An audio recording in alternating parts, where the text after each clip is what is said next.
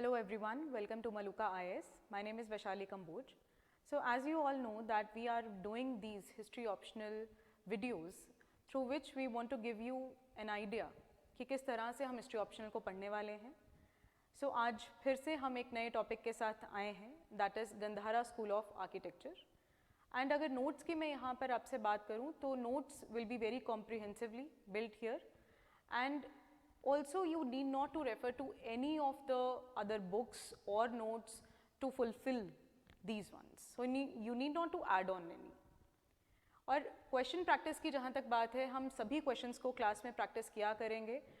Old questions also, new questions also, past year papers जो हैं उनको भी हम सॉल्व यहाँ पर करेंगे एंड न्यू क्वेश्चंस जो हैं वो मलुका आईएएस की तरफ से आपको दिए जाएंगे. तो आइए शुरू करते हैं अगले टॉपिक को, which is Gandhara school of architecture.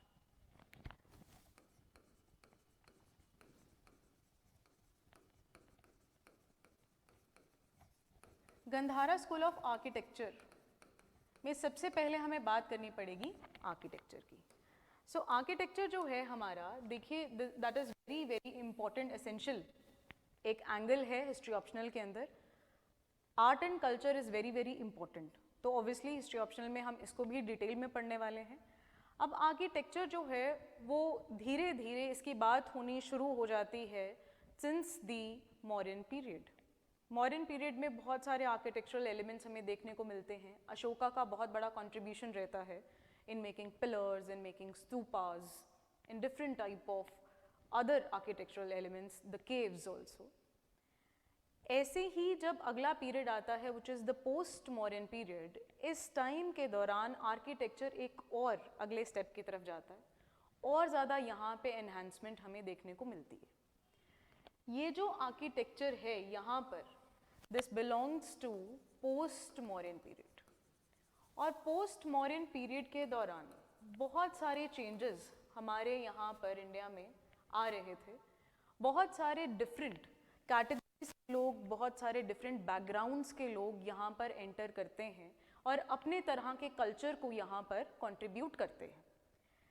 ऐसा ही एक कंट्रीब्यूशन जो है is this Gandhara school of architecture, जो कि अपने नाम से ही बता रहा है कि ये गंधारा नाम के एक एरिया के अंदर, इस रीजन के अंदर इसका डेवलपमेंट होना शुरू हुआ and this region is in present day Pakistan. Gandhara नाम का एक महाजनपद भी हमने महाजनपद पीरियड के अंदर देखा था. वहाँ से लेकर अब तक इस रीजन की ग्रोथ जो है वो बहुत ज़्यादा हुई. तक्षशिला नाम की जगह इस एरिया की कैपिटल थी.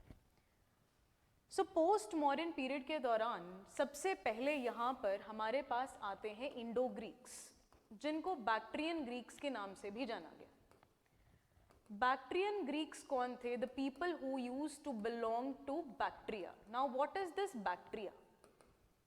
बैक्ट्रिया वो रीजन था which was located between the Amu Darya and the Hindu Kush mountains. So आप अफगानिस्तान पाकिस्तान से बाउंड्री पर आप देखते हैं हिंदू कुश माउंटेन्स वहाँ से गुजरते हैं. एंड ऑल्सो यू सी आपका जो अरल सी है वहाँ से दो दरिया निकलते हैं, one is Amu and one is Syr. तो हमारा जो ये रीजन है, अरल सी से निकलने वाला अमू दरिया और नीचे जा रहे हैं हिंदू कुश माउंटेन्स. तो ये जो रीजन है इसको कहते थे बैक्ट्रिया. यहाँ पर है हमारा अफगानिस्तान और यहाँ Pakistan and from here they entered into India. ठीक है जी. अब ये वाला जो रीजन है, ये यहाँ के रीजन के लोग हैव एंटर्ड इनटू इंडिया और उन्होंने अपने तरह का कल्चर जो था उसको कंट्रीब्यूट करना यहाँ शुरू किया. यानी ये जो एरिया था हमारा जहाँ से इंडिया की बाउंड्री शुरू होती थी from Pakistan, this region became a region of cultural confluence. तो बहुत सारे कल्चर्स यहाँ पे मेल्ट होने लगे. इसके एकदम लेफ्ट साइड में यहाँ पे ईरान था जहाँ पे पार्थियन कल्चर जो था वो ग्रो कर रहा था. सो पार्थियन कल्चर का इफेक्ट भी भारत के ऊपर पड़ने लगा और इंडो ग्रीक्स यानी ग्रीक्स का जो कल्चर था उसका इफेक्ट भी भारत के ऊपर पड़ने लगा. और इसके साथ भारत का अपना भी एक कल्चर था. तो इस तरह से काफ़ी सारे कल्चर्स इंटरमिंगल हुए और एक ये मेल्टिंग पॉट ऑफ कल्चर्स के फॉर्म के अंदर इमर्ज हुआ.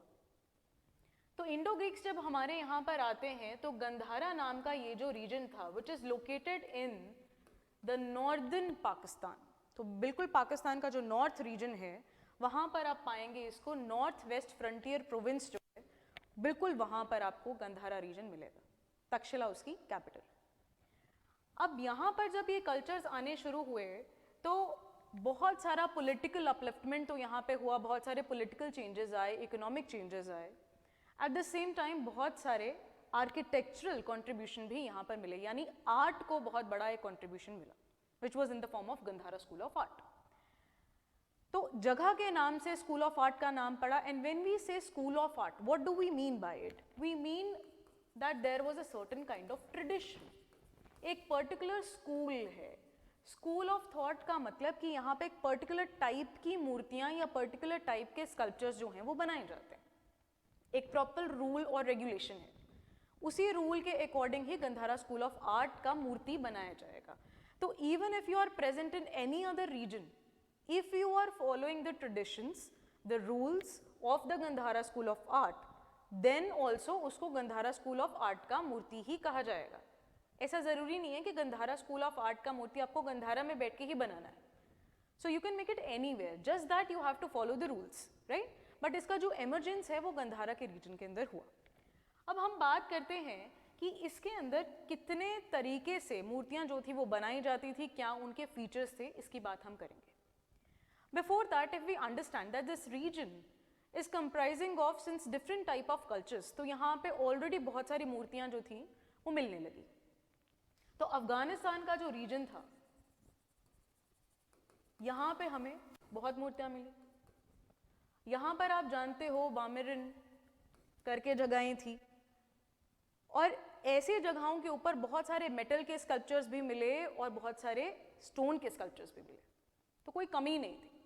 लेकिन एक जो डिफरेंट टाइप ऑफ कल्चर था, जिसकी कुछ ऑथेंटिसिटी, जिसकी कोई एक पहचान थी, एक पहचान अलग बनाकर इमर्ज हुआ गंधारा स्कूल ऑफ आर्ट। तो नाउ लेट अस सी कि इसके क्या फीचर्स रहे।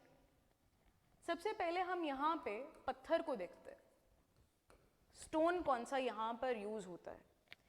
देखिए यहाँ पे ग्रीन स्किस्ट जो है इसको इस्तेमाल किया जाता था, पत्थर यहाँ पर इस्तेमाल होता था।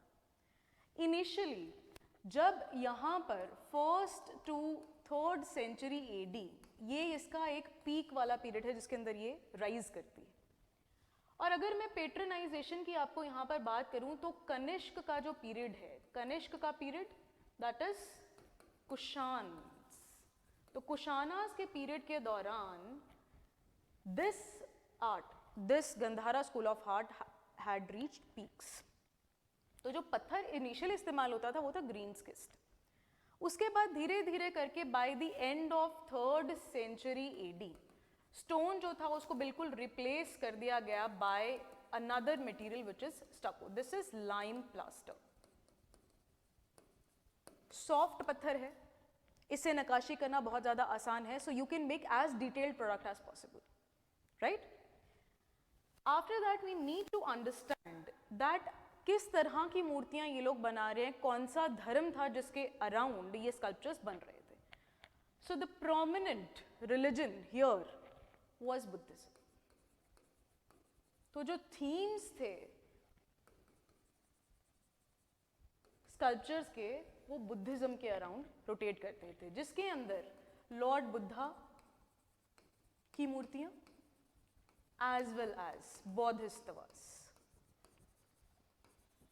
इनकी भी मूर्तियां यहाँ पर बनाई जा रही थी। इस स्कूल ऑफ आर्ट के अंदर और किसी भी धर्म को, ना ही जैनिज्म ना इंडियन ब्रह्मानिकल रिलीजन, किसी की भी मूर्तियां इसके अंदर नहीं बनाई जाती थी। So we can say that they were one of the first ones जिन्होंने बुद्ध की मूर्तियां इतनी ज़्यादा बनाई थी। बुद्धिज्म के अंदर अब देखिए लॉर्ड बुद्ध एंड बौद्धिस्टवास दोनों की मूर्तियां बनाई। बुद्ध और बौद्धिस्टवास की मूर्तियों में फ़र्क इतना था कि बुद्ध की images were very simple, simplistic in nature, whereas बौद्धिस्टवास की जो इमेजेस थी दे वर वेरी वेरी इलेबोरेटेडली डिजाइंड, बहुत ज़्यादा नक्काशी करी होती थी उनके ऊपर, काफ़ी ज़्यादा डिटेल्ड थी। सो थीम क्या हो गया जी हमारा, बुद्धिज्म से रिलेटेड लॉर्ड बुद्ध की और बोधिसत्वस की मूर्तियां बनाई. Now we are going to see the features. Features इसके आप देखोगे तो सबसे पहले अगर मैं इन्फ्लुएंस की बात करूंगी यहाँ पे आपके साथ, इन्फ्लुएंस जो है यहाँ पे ग्रीको रोमन इन्फ्लुएंस है. मतलब जी यहाँ पर फॉरेन इन्फ्लुएंस के साथ इन मूर्तियों को बनाया गया. यानी फीचर्स जो रहेंगे वो इंडियन फीचर्स नहीं थे, यहाँ पर बाहर के यानी ग्रीक एंड रोमन इस तरह के फीचर्स इन मूर्तियों के अंदर नजर आए. और अगर हम फीचर्स की यहाँ पर बात करें तो बुद्ध को किस तरह का दिखाया गया. Buddha was shown in curly wavy hair, उनकी बियर्ड बनाई गई यहाँ पे, also moustaches. Same goes for bodhisattvas, उनको भी ऐसे बनाया गया. So these are Greek features. Muscular body बनाई गई यहाँ पे. तो जब आप मूर्ति देखोगे गंधारा स्कूल ऑफ आर्ट की बुद्ध की, तो उसमें काफ़ी ज़्यादा मैस्कुलिन बॉडी जो है वो दिखाई जाएगी, मस्कुलर बॉडी दिखाई जाएगी. उसके अंदर आपको बहुत ही ज़्यादा डिलिनेटेड तरीके से मसल्स दिख रही होंगी. तो काफ़ी ज़्यादा मैनली फिगर यहाँ पे आपको दिखेगा. इसके अलावा बुद्ध के जो हेयर रहेंगे वो sometimes they were open and sometimes ऊपर एक बन बना के इसको दिखाया जाता था, जिसको कहा जाता है उष्णिशा. So a bun over his head.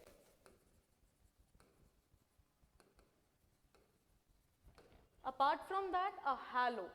Halo आप देखते हो कि मूर्ति के पीछे एक राउंड स्ट्रक्चर आपको दिखाई देता है. जैसे आप देखते हो कभी किसी भगवान की फोटो माइथोलॉजिकल सीरियल्स में हम देखते हैं कि पीछे से भगवान की एक लाइट निकल रही होती है. तो वो जो हैलो है वो भी यहाँ पे बुद्ध के अराउंड बनाया गया, जो सिग्निफाई करता है कि वो डिवाइन थे. तो basically it is signifying what, divine. अगली बात अगर हम यहां पर करें, उन्होंने जो रोब पहना हुआ है, his robe was very very delineated and folds थे उसके अंदर, काफी सारे सिलवटें आपको काफी सारी नजर आएंगी. वेरी वेरी डिलिनेटेड, बहुत ही सुंदर तरीके से दिखाया. दोनों shoulders, both shoulders will be covered दिखाया गया. तो एक तरफ से दूसरी तरफ से, दोनों जगह से. और समटाइम्स बुद्ध को दिखाया गया कि उन्होंने लेफ्ट हैंड से अपने रोब को पकड़ा हुआ है और राइट हैंड से ही is uplifting his hand in the form of abhaya mudra. So यहां पे बुद्ध जो हैं वो अभय मुद्रा के अंदर दिखाए गए. इस तरह की जो मुद्राएं हैं हम बहुत सारी पढ़ेंगे कि बुद्ध के स्कल्पचर्स के अंदर हमें कितनी डाइवर्सिटी ऑफ मुद्राएं दिखाई देती हैं. So that we'll do in detail in our history optional classes. और मैं सभी मुद्राओं को यहाँ पर आपको कवर करवाऊंगी, किस किस तरह की मुद्राएं बुद्ध ने दिखाई, बुद्ध ने यहाँ पर क्या बताना चाहा उनकी तरफ, उन मुद्राओं का सिग्निफिकेंस क्या है. सो गंधारा स्कूल ऑफ आर्ट में नॉट जस्ट अभय मुद्रा बल्कि और बहुत सारी हैं यहाँ पर. देयर इज टीचिंग पोज, धर्म चक्र परिवर्तन pose. There is also preaching pose. तो बहुत अलग अलग तरीके की मुद्राएं यहाँ पर हैं जिनको हम डिटेल में क्लासेस के अंदर देखेंगे. ऑल्सो जितनी भी फीचर्स हम यहाँ पे पढ़ रहे हैं हम हर एक की पिक्चर देखेंगे यहाँ पे. सो ऐसे ही हवा में बात नहीं करी जाएगी. That preparation will be very very holistic in nature. हम बिल्कुल भी सुपरफिशियल पढ़ाई यहाँ पर नहीं करने वाले हैं. So you will see pictures and after watching them, after observing them, आपको ये चीज़ें याद करने में बिल्कुल भी प्रॉब्लम नहीं आएगी. So will make sure that you learn it by heart in the class only, right. So this will be done. Apart from that if we talk about Bodhisattvas, तो यहाँ पे कुछ बोधिसत्वस के नाम हैं जिनको बनाया गया, जैसे कि मैत्रेयी, जैसे कि Padmapani. So these are names of Bodhisattvas. Avalokiteshvara दिखाया गया है इनको. जैसे पदमपानी के हाथ में लोटस होगा, मैत्रेयी के हाथ में एक वास होगा. इस तरह से इन अलग अलग बोधिसत्वस को भी इन मूर्तियों के अंदर दिखाया गया. अब बात ये है कि कुषाण पीरियड के दौरान ये इतना पीक पे जा रहा है, क्यों कोई राजा ऐसी किसी स्कल्पचर आर्ट को बढ़ावा दे रहा था, क्यों वो पेट्रनाइज कर रहे थे इसको. सो देखिए, एक राजा का कर्तव्य है, it is the duty of the king to melt all the cultures, to imbibe all of them, to include all of them. तो वो काम करेगा जिससे मेरी जनता जो है वो खुश रहे. अब आर्ट एक तरीका है. आप देखो एक और चीज को, यहाँ पे पॉलिटिकल एंगल को समझो. एक हमने सोशल एंगल समझा, पॉलिटिकल एंगल को समझो कि आर्ट के थ्रू एक राजा अपनी जो स्टेबिलिटी है उसको इंश्योर करता है, अपनी प्रेजेंस सोसाइटी के अंदर इंश्योर करता है. जब वो कोई मॉन्यूमेंट बनवाता है तो वो चाहता है कि उसको याद किया जाए उस मॉन्यूमेंट के फॉर्म में. जब वो कोई आर्ट पीस बनवाता है या किसी आर्ट को बढ़ावा देता है तो वो चाहता है कि उसको याद किया जाए इस फॉर्म में. So Kanishka was one of them जिसने इस गंधारा स्कूल ऑफ आर्ट को इतने ज़्यादा पीक लेवल पर पहुंचा दिया कि उनके चर्चे जो थे वो पूरे उनके एम्पायर के अंदर होने लगे थे. So that was the Gandhara school of art. ऐसे ही और आर्ट फॉर्म्स को बहुत बढ़ावा दिया कनिष्क ने, जैसे कि Mathura school of art was one of them. Again a very very magnificent school of art.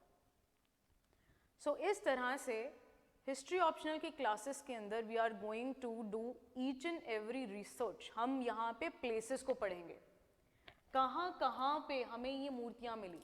So we are going to see the pictures as well as we are going to see the places, कहाँ कहाँ पे हमें ये मूर्तियाँ मिली हैं, so that हमारा जो answer हो वो बहुत ही ज़्यादा होलिस्टिक और रिच आंसर बने. Right? So that was all from this School of Art, from this topic. Thank you so much for watching. Take care.